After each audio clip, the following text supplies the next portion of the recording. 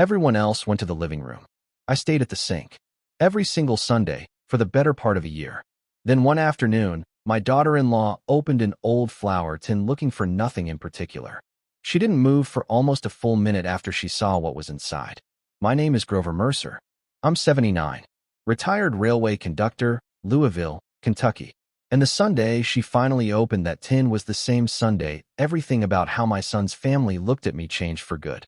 I moved in with my son, Dwight, and his wife, Renata, about a year and a half earlier, after my hip finally made stairs at my old place too risky to manage alone. Sunday dinners became the one fixed point of my week. The whole family gathered around the table, same as it used to be when my wife, Edith, was still alive to run that kitchen herself. The first few Sundays, cleanup was shared, the way it should be, everybody carrying a dish or two toward the sink before settling in for the evening. Then, slowly, it wasn't. The first time Renata stood up right after dessert and said, "Grover, would you mind starting on this? My back's been bothering me." I didn't think twice about it. Of course I'd help. That's what family does. The second Sunday, it was her knees. The third, she simply didn't say anything at all, just carried her own plate to the counter and walked straight into the living room, the television already turning on behind her before I'd even finished clearing the table. By the sixth month, it wasn't a request anymore. It was simply understood. Dwight would linger at the table a moment, glance toward the sink, glance toward me, and follow his wife into the other room without a word. The grandkids learned the pattern too, young enough to absorb it without ever questioning why Grandpa always ended up alone at the sink, while everyone else's laughter drifted in from the next room. I never made a fuss about it. My generation wasn't raised to make a fuss about dishes. But some Sundays, standing there with my hands in hot water, listening to a football game or a movie I hadn't been invited to actually watch, something in my chest sat a little heavier than the week before.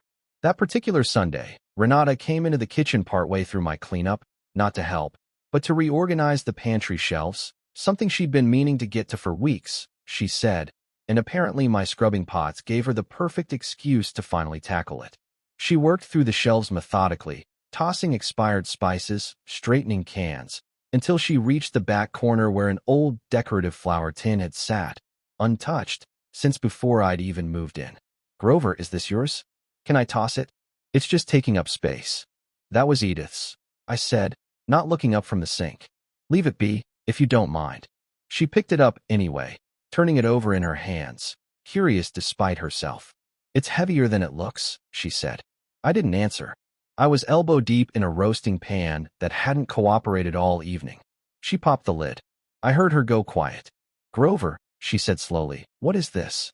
I turned around, drying my hands on the dish towel, and saw her holding a folded, yellowed piece of paper, the kind of document that had clearly been folded and refolded so many times over the decades that the creases had gone soft and thin. "That's a property deed," I said. "From a long time ago." She unfolded it carefully, scanning the address printed near the top, and I watched her face change in real time, confusion sliding into something sharper.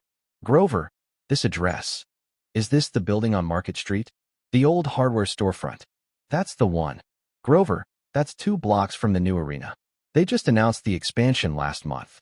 Property values on that whole street have." She stopped talking. "How much do you think this building is worth right now?" she asked, her voice smaller than before. "Last I had it appraised, which admittedly was a while back, somewhere around 300,000. But that appraisal's older than you might think, and that arena news wasn't around yet." She pulled out her phone, fingers moving quickly, and after a moment, turned the screen toward me. Commercial property values along that stretch of Market Street had reportedly tripled in the past 18 months alone, driven entirely by the new development. A building like mine, properly assessed today, could easily be worth over $1 million. Renata sat down slowly at the kitchen table, the deed still in her hands. "Grover, you own a building worth over $1 million, and you've been standing at this sink alone every single Sunday for a year." I let that question sit in the room a long moment. "Would it have mattered," I asked, "if you'd known sooner?" She opened her mouth, then closed it again. "I'd like to say no," she finally admitted. "I really would, but I honestly don't know, Grover, and that scares me more than I want to admit." "That's a more honest answer than I expected," I said. "It's not a good one. No, I agreed. But it's better than pretending otherwise. I sat down across from her, the deed between us, the pot still soaking in the sink behind me. That building was Edith's family's, going back 3 generations before she ever married me, I said. Her grandfather built it with his own hands. When he passed, it came to Edith, and when she passed, it came to me. I could never quite bring myself to sell it. Even after the hardware store closed, and it sat empty for years. Felt like selling off a piece of her I wasn't ready to let go of. So you just kept the deed in a flour tin? Edith kept important papers in tins, I said. Said safes felt cold. I never saw a reason to change her system after she was gone. Renata's eyes filled, and this time she didn't blink it back as quickly. I need to talk to Dwight, she said, standing carefully. I don't know everything said between them that evening. I know Dwight came into the kitchen around 9 o'clock, his face pale in a way I hadn't seen since his mother's funeral. Dad, Renata told me. About the building. About the sink, every Sunday for a year. It's not really about the building, Dwight. I know, he said, sitting down heavily. That's what scares me more. We let you clean up alone every single week because it was easier than actually sitting with you, actually talking to you, and I told myself it was just dishes. It was never just dishes, was it? No, I said. It wasn't. Dad, I'm sorry. I don't have a better excuse than that we got comfortable letting you fade into the background of your own family. That night, Renata cleared the table herself, insisting, and Dwight washed every single pot, standing beside me at that same sink for the first time in longer than either of us wanted to count. I watched them closely over the following weeks, the same careful watching I'd learned to do with most things at 79, unsure whether this sudden attentiveness was genuine or simply guilt wearing a warmer coat for a little while. It took about a month before I got an honest answer. Dad, can I ask you something? Dwight said one evening, drying dishes beside me, an ordinary Tuesday, nothing prompting it beyond his own thinking. Did we only start treating you differently because of the building? What do you think? I asked. He considered it a long while before answering. I think, at first, yes, he admitted.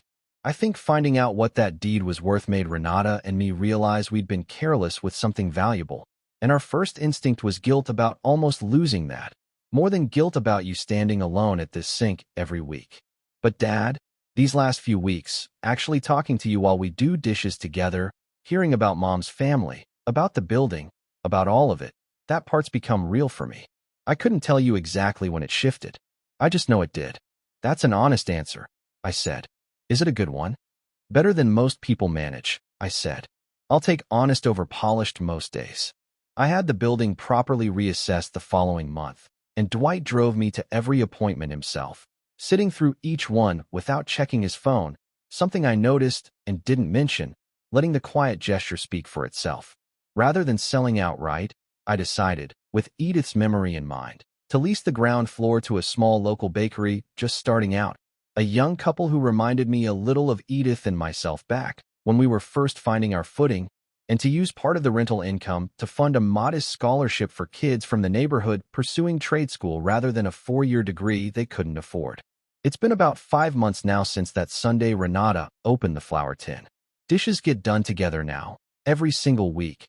No exceptions, the whole family crowding around that sink some evenings. More laughter in that kitchen than I'd heard in longer than I wanted to admit. Last month, my granddaughter, 12 years old, asked if she could see the building sometime. Said she wanted to know what her great-great-grandfather had actually built with his own hands. I took her downtown myself, showed her the brickwork, the old hand-carved sign, still visible beneath newer paint if you knew where to look, and watched her run her fingers along that brick the same way I remembered doing as a much younger man, back when Edith first brought me there to meet her grandfather. Some inheritances, I've learned, aren't really about what number eventually shows up on a piece of paper. Sometimes they're about who finally slows down long enough to stand beside you at the sink, money or no money, deed or no deed, simply because you're still there, still worth standing beside. If this story got to you, hit like, drop a comment, and subscribe for more. I'll see you in the next one.